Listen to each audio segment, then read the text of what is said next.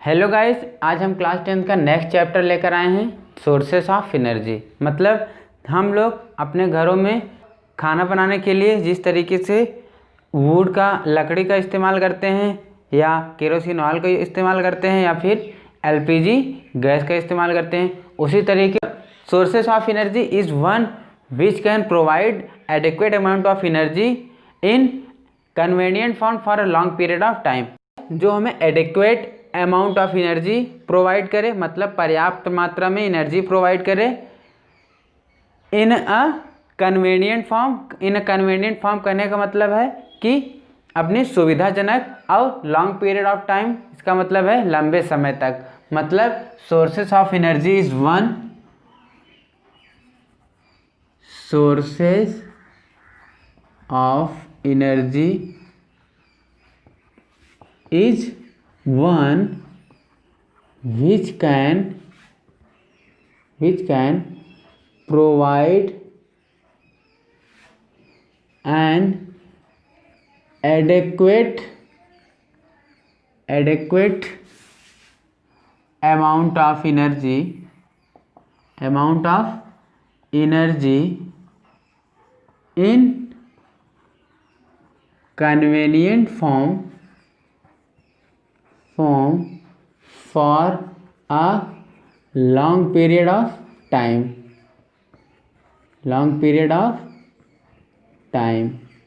इस तरीके से सोर्सेस ऑफ एनर्जी है। सोर्सेस ऑफ एनर्जी को दो पार्ट्स में डिवाइड किया गया है। क्या है? एक non renewable sources of energy,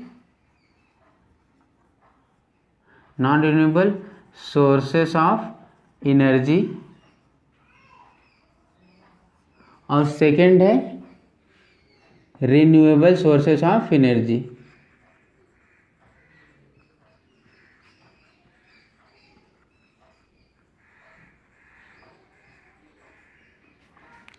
non renewable sources of energy का मतलब होता है कि वो सभी सोर्सेस ऑफ एनर्जी जो लंबे समय तक इस्तेमाल हो और जब ख़त्म हो जाए तो दोबारा उसको बनाना मुश्किल हो, उसे क्या कहेंगे? Non renewable sources of energy. और रिन्यूएबल सोर्सेस ऑफ एनर्जी का मतलब है ये वेरी शॉर्ट टर्म के लिए बनाया जाता है और अगर ख़त्म हो जाता है तो वो दोबारा से उसको बनाया जा सकता है। ये हो गया renewable sources of energy. Non renewable sources of energy का एग्जांपल है जैसे कोल है। कोल जो है लंबे समय तक बना हुआ है, अगर कोल ख़त्म हो जाता है तो it is very difficult to create coals of large matter. Renewable sources of energy का एग्जांपल है विंड एनर्जी, टाइडल एनर्जी। इस तरीके के बहुत सारे जो नेचुरली सोर्सेस ऑफ एनर्जीज हैं वो सभी क्या हैं? Renewable sources of energy. Non renewable sources of energy को एक दूसरा नाम दिया गया है, क्या? Conventional sources of energy. जबकि रिन्यूएबल सोर्सेस ऑफ एनर्जी को क्या नाम दिया गया है? Non conventional sources of energy.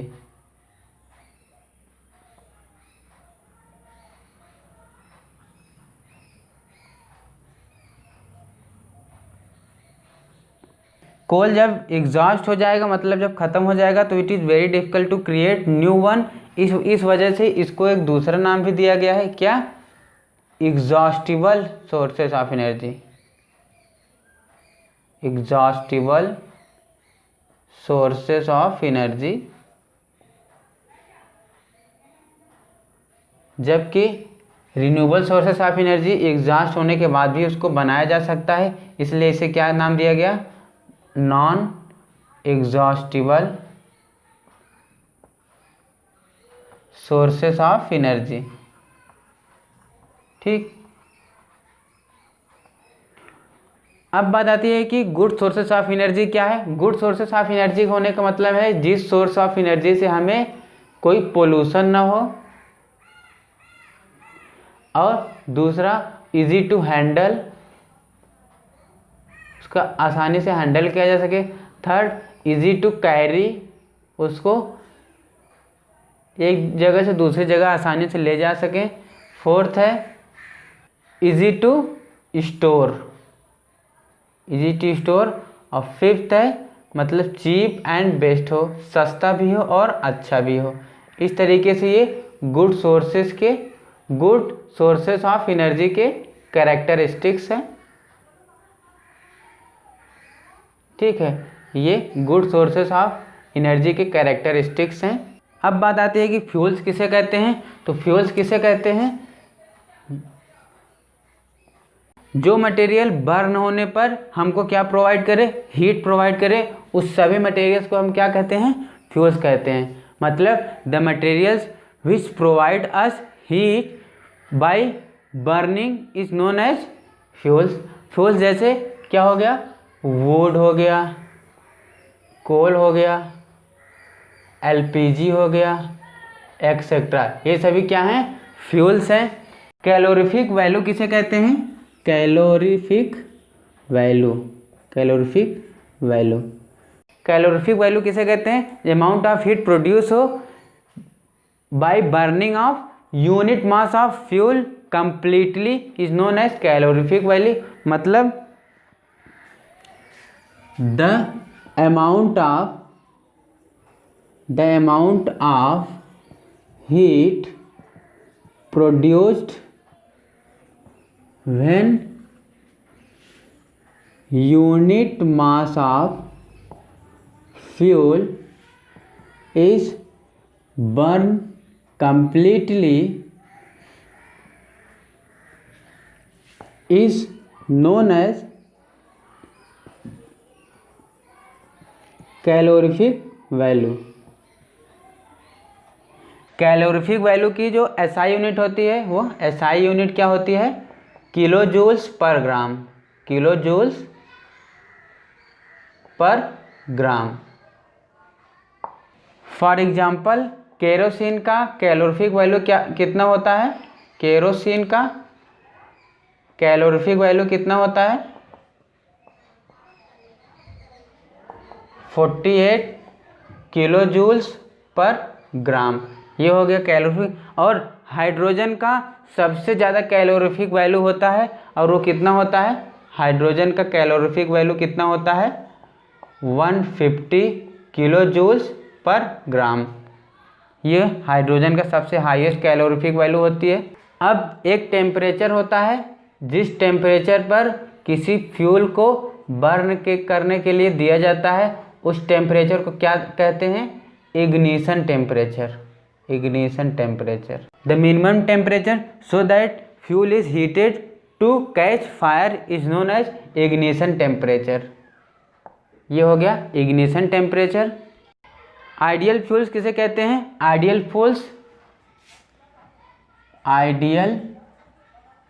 Fuels या फिर उसको क्या कहते हैं, गुड फ्यूल्स किसे कहते हैं, जिसकी कैलोरीफिक वैल्यू हाई हो, मतलब हाई कैलोरीफिक वैल्यू।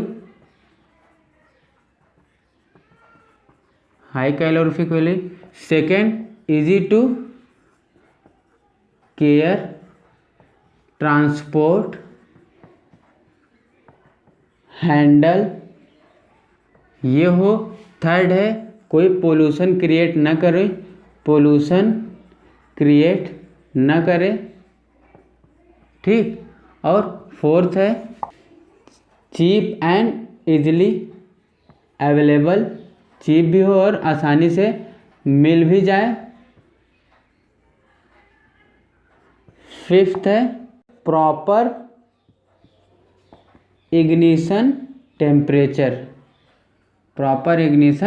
टेम्परेचर हो।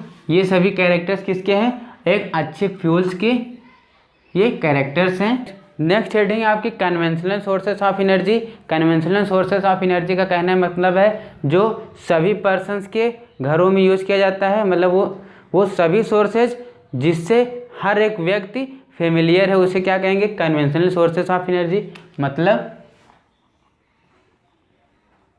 कन्वेंशनल सोर्सेस ऑफ एनर्जी, जो कि क्या है, फेमिलियर टू मोस्ट पीपुल, जो ज़्यादातर फेमिलियर है लोगों में, उसे क्या कहेंगे, conventional sources of energy. Example में क्या है, जैसे वुड है, फॉसिल फ्यूल्स में क्या क्या आता है, coal, petroleum and natural gas NG, ये सभी क्या है, कन्वेंशनल सोर्सेस ऑफ एनर्जी है। नेक्स्ट हेडिंग है आपकी thermal power plant. Thermal power plant मतलब जैसे ये वाटर बॉडीज है, उसको नीचे से कोयले से क्या करें हम लोग, बर्न करें, तो यहाँ से क्या जाएगा, स्टीम से जाएगी। फिर यहाँ पे क्या लगा हुआ है, टरबाइन लगा हुआ है। टरबाइन मतलब एक तरीके से फैन लगा रहता है। फिर आगे मोटर लगा रहता है। मोटर मतलब जो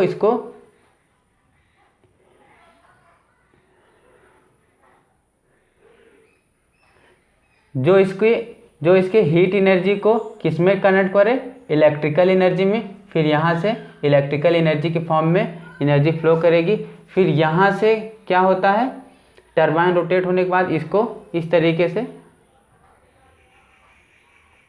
रोटेट होने के बाद ये वाटर बॉडीज में ये स्टीम्स को वापस इसको वाटर के रूप में इसमें वापस आ जाता है। तो इसे क्या कहेंगे, थर्मल पावर प्लांट। मतलब जब वाटर को हीट करेंगे किसी कोयले से, तो यहाँ से स्टीम जा रहा है, स्टीम की वजह से टरबाइन रोटेट हो रहा है, और ये मोटर लगने की वजह से ये हीट एनर्जी को इलेक्ट्रिकल एनर्जी में कन्वर्ट कर रहा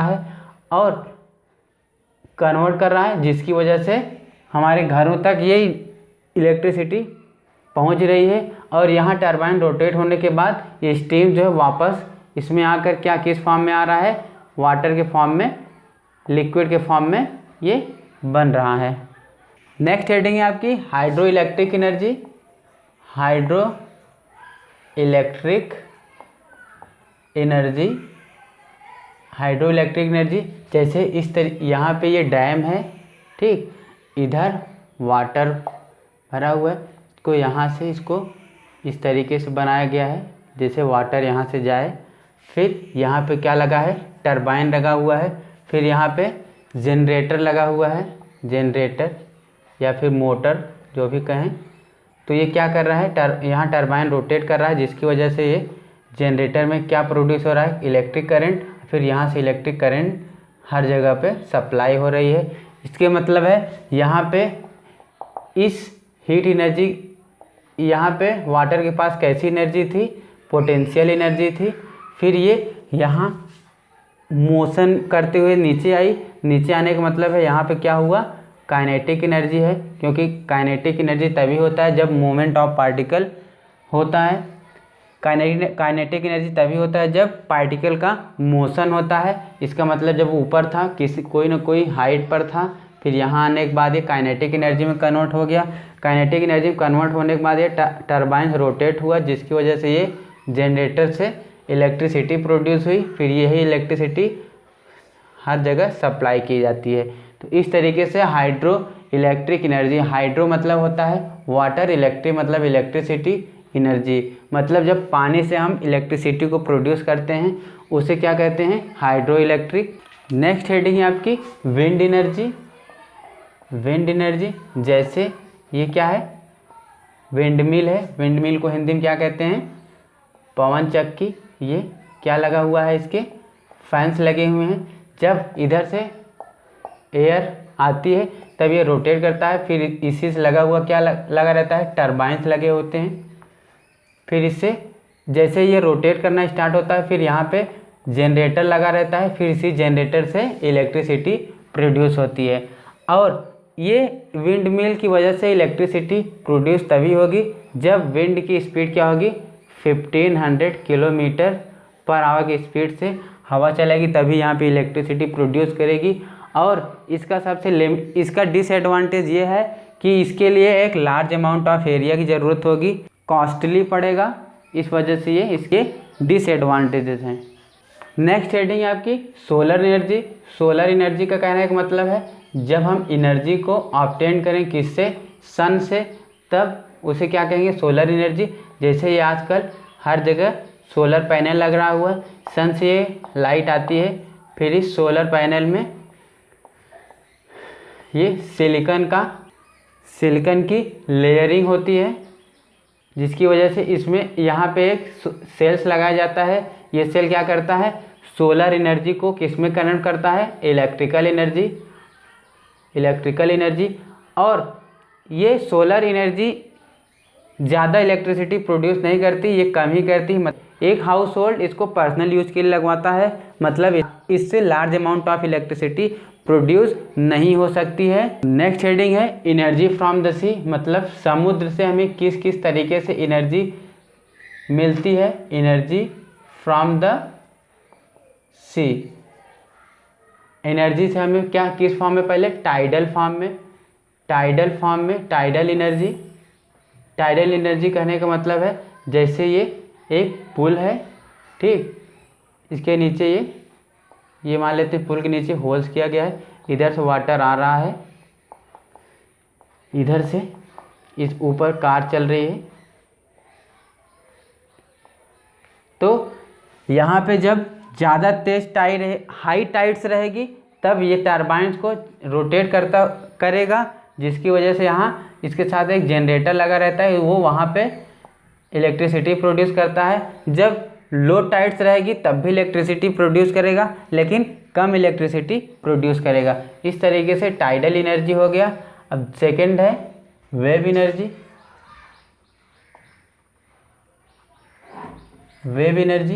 वेव एनर्जी का मतलब है जैसे टाइड्स आई, कोई समुद्र की वेव आई, कुछ देर बाद वो वेव वापस चली गई, तो इसकी वजह से हमें जो एनर्जी मिलती है उसे वेव एनर्जी कहते हैं।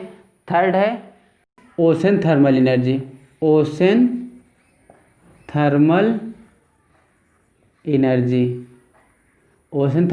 जैसे ये समुद्र है, ठीक, ये समुद्र है, इसके अंदर हम इस तरीके से पाइप बना देते हैं, ठीक।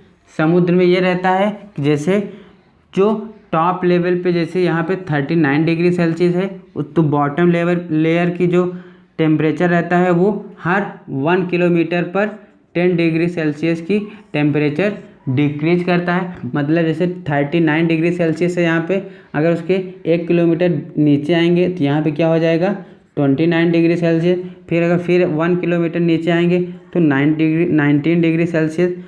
इस तरीके से जब हम इसको पाइप में स्टोर करते हैं पानी, ठीक, तो ये वाटर जो है जब यहाँ से ऊपर जाएगा तो यहाँ पे हॉट होगा, तो यहाँ पे इसको क्या लगा देते हैं, ये यहाँ पे स्टीम के फॉर्म में बनेगा, तो यहाँ टरबाइन लगा हुआ रहता है, वो इसको रोटेट करता है। फिर यहाँ रोटेट करने की वजह से इस तरीके से यहाँ पे जनरेटर फिट कर देते हैं, जिसकी वजह से इलेक्ट्रिसिटी प्रोड्यूस करती है।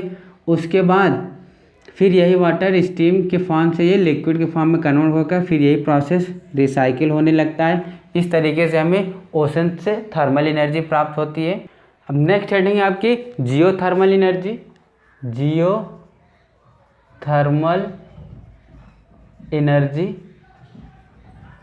का मतलब होता है अर्थ, थर्मल की वजह से मतलब होता है हीट।